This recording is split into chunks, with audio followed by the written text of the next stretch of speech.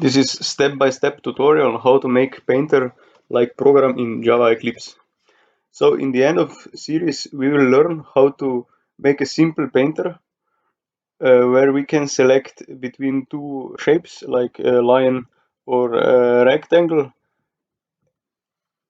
And if you know how to make this, you can easily add more shapes or add more buttons for selecting color.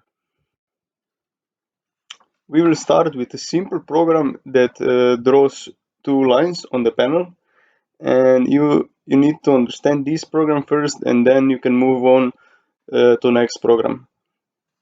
In the next application, we show how to use mouse to move one end of the line, so we can have one line that is still and another line that is moved with mouse.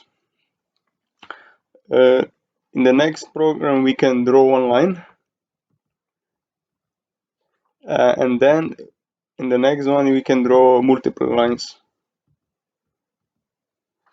Next program looks the same, but actually we introduce in the code one superclass called shape, because later we will have many shapes and we want to have a more generic class that we use.